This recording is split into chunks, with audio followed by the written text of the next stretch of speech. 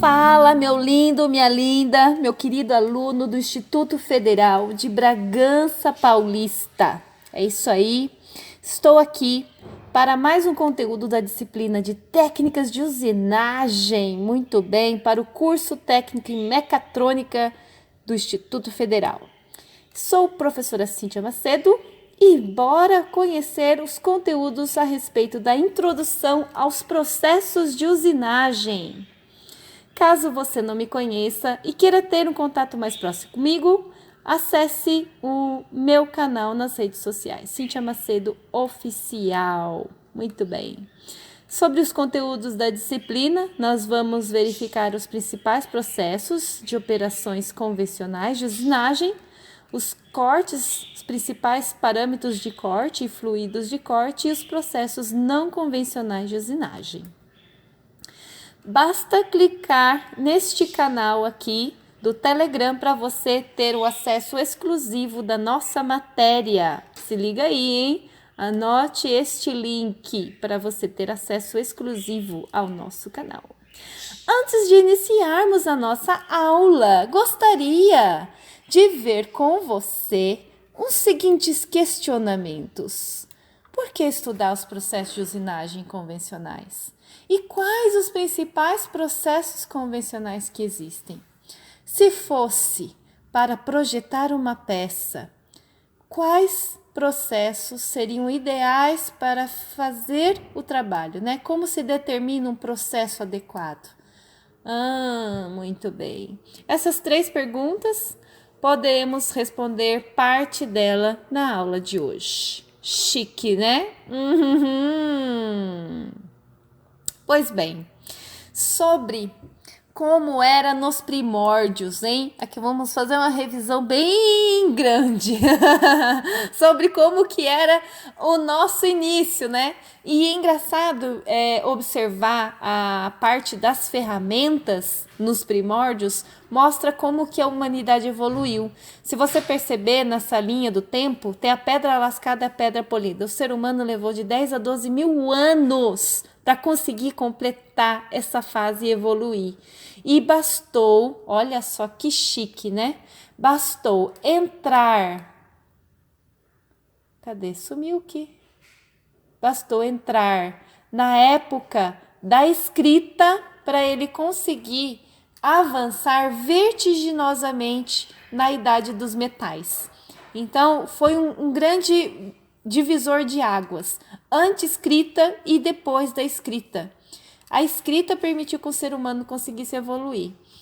E antes que você pudesse perceber, olha só, na pedra lascada, as ferramentas eram extremamente rudimentares.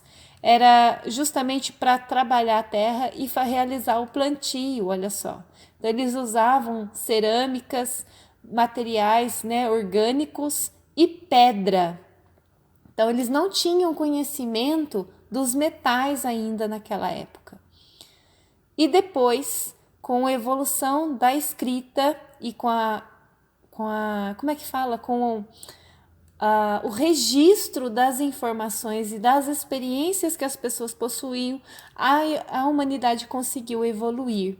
Isso que foi o grande fator. Só que na idade dos metais, a extração, a separação do metal da terra ainda era muito rudimentar, mas foi só depois, com o advento da sociedade, bem nessa parte aqui, ó, e depois, um pouco antes do século XVIII, em que as pessoas conseguiram isolar mais o ferro, né? Separar o carbono do ferro para transformar em aço.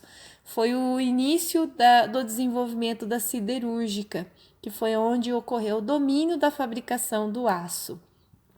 Fabricação do aço de qualidade foi só depois do século XVIII, quando por um momento específico foi um acaso, né? Ocorreu um evento por acaso em que conseguiram separar mais o carbono do ferro por oxigênio. Então, quando eles colocavam mais oxigênio na mistura, eles viam que conseguiam separar mais o carbono.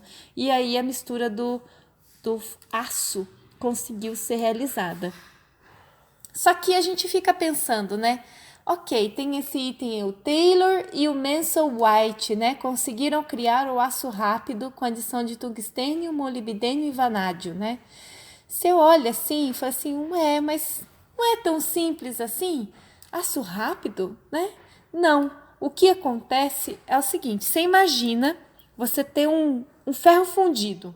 Você conseguiu obter o ferro, mas você não tem nada que consiga cortar esse material. Você imagina a situação daquelas pessoas naquela época? Nossa, meus passarinhos estão assustados aí.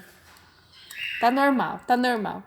E aí você imagina quanta dificuldade aquele pessoal daquela época viveu. Não ter um material para conseguir cortar aquele aço, aquele metal duro.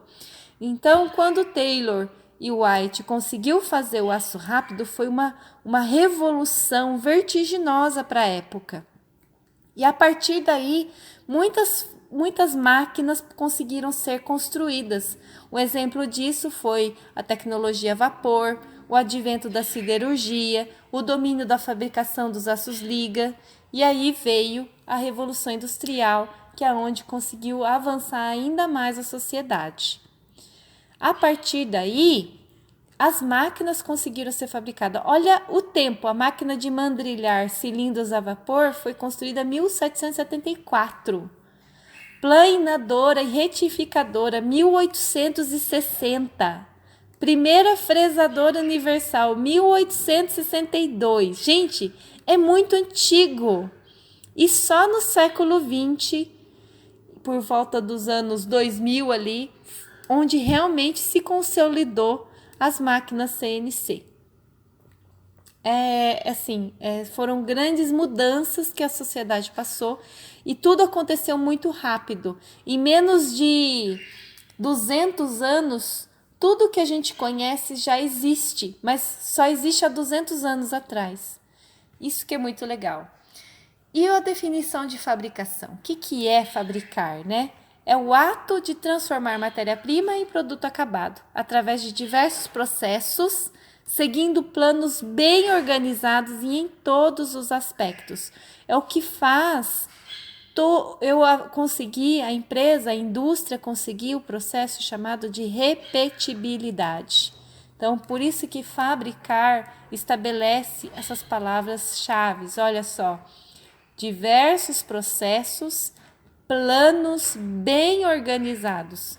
É isso que faz acontecer a indústria. Processo e organização. Um plano bem organizado. Dentro da usinagem, ela vive um universo paralelo. Só que o processo de fabricação existe em várias áreas. Como lá no canto superior direito, eu tenho fundição, conformação, união, que é a junção, recobrimento e alteração de propriedades. Fundição é o método de você aquecer o material e ele mudar de fase. Conformar é um processo de dobra, por exemplo, um processo de conformação, em que eu altero definitivamente a propriedade do material. União é um processo de soldagem, recobrimento seria um processo de pintura e alterar as propriedades poderíamos utilizar como exemplo um processo térmico. E o processo de separação, que dentro desse processo de separação existe a usinagem. Só que a usinagem ela tem várias derivações, com geometria definida, com geometria não definida e um processo de remoção que eles chamam. Para separar, além da usinagem, existe a divisão, a limpeza, a desmontagem e a evacuação. Então, ou seja, para separar o material do outro, eu tenho 1, 2, 3, que é a usinagem, 4, 5 tipos diferentes de métodos de separação. E o nosso universo da disciplina é este aqui, geometria definida, não definida e o processo de remoção. No processo de geometria definida, eu tenho torneamento, furação, fresamento, aplanamento, brochamento, serrar e lima. Na geometria que é não definida, eu tenho a retífica, brunimento, lapidação, tamboreamento e o jateamento. E o processo de remoção, que é a remoção química, remoção térmica e a remoção eletroquímica. Bastante coisa, né? Isso porque em prática de aula nós iríamos ver somente torneamento, furação e fresa, né? Ainda na escola tem a retífica, ainda verificaríamos a retífica e poderíamos ficar sem a experiência de todo o resto.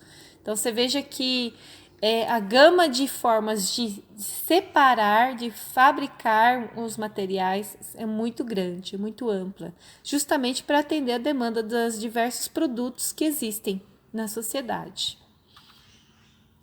Então, a usinagem, que está dentro daquele processo de separação, o subproduto, né, o cavaco, ele é um elemento que sempre vai existir, né, no processo de remoção do material. Cavaco é uma porção de material de forma irregular que é removida da peça pela ação da ferramenta. Então, temos dentro do processo de usinagem, nós temos 3 tipos de processo, com ferramenta de geometria definida, de geometria não definida e os processos não convencionais, ok? Aqui eu tenho alguns exemplos das formas de usinagem com ferramenta definida. No torneamento, já até vou dar um spoiler aqui, tem algumas definições mais para frente. A peça gira e a ferramenta fica parada. Na fresa, a ferramenta fica parada, né? A ferramenta gira e a peça se movimenta. Na furação, a ferramenta gira e a peça fica parada. Esse aqui é um processo de alargamento, de alargador. Também temos outros: rosquear, brochar, serrar e o plainar. Temos aqui retífica, em que tanto o rebolo, que chamam de rebolo, né, que é a ferramenta que remove o material, quanto a peça giram. A lapidação, pode existir o movimento da peça e da ferramenta girando.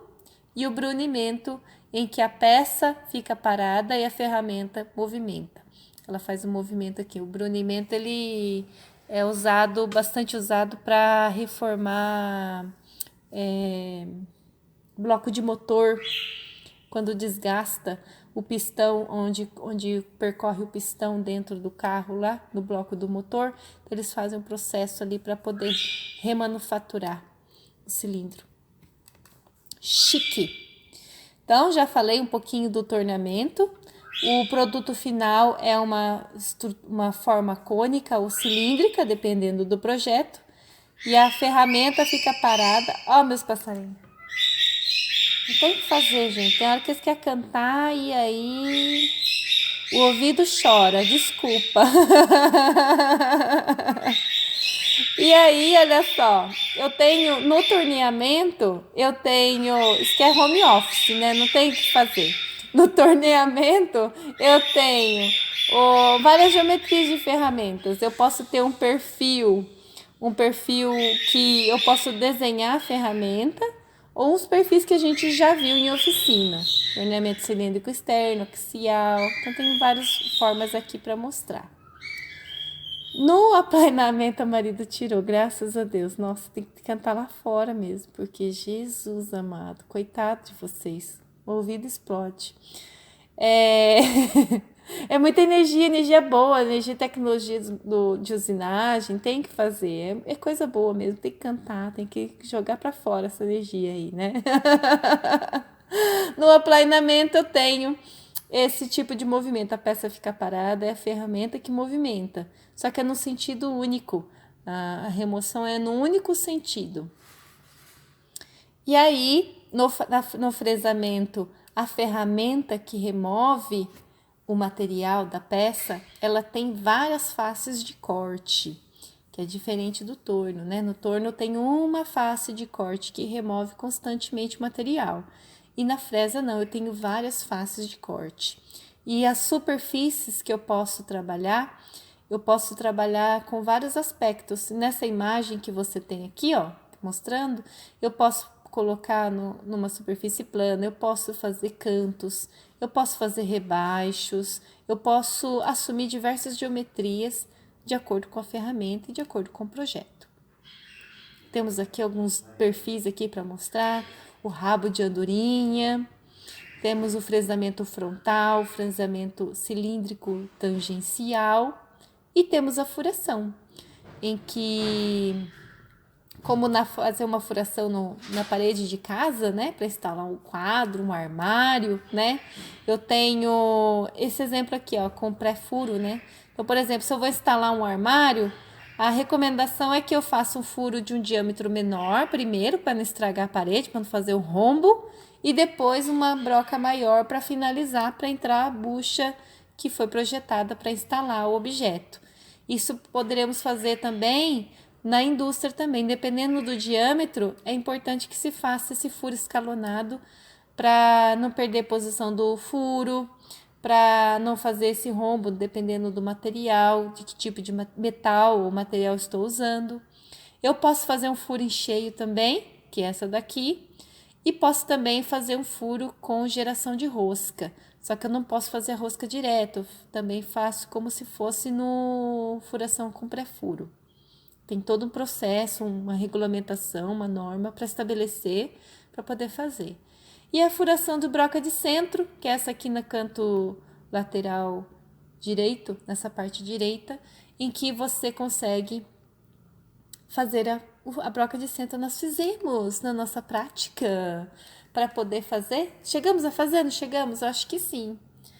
Depois que eu terminar esse conteúdo, vocês me falam. Nós chegamos a fazer a broca de centro.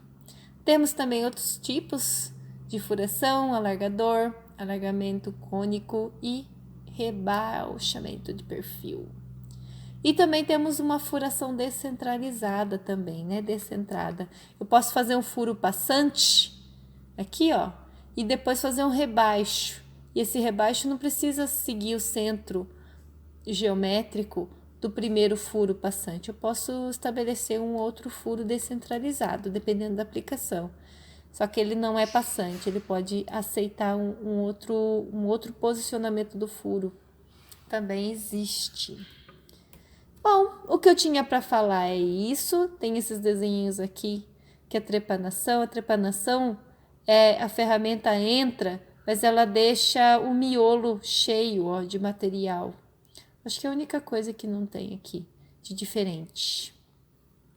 E a furação escalonada é a ferramenta que ela tem uma graduação. Ela entra menor e vai aumentando o diâmetro a partir de uma seção em diante dela, do comprimento. Acho que de diferente tinha dessa aqui que não tinha nas outras imagens que eu mostrei. Pronto! O que eu tinha para falar sobre este material é este. Deixa eu sair daqui. O que eu tinha para falar é isso. Um beijo no coração e até o próximo vídeo. Tchau, tchau!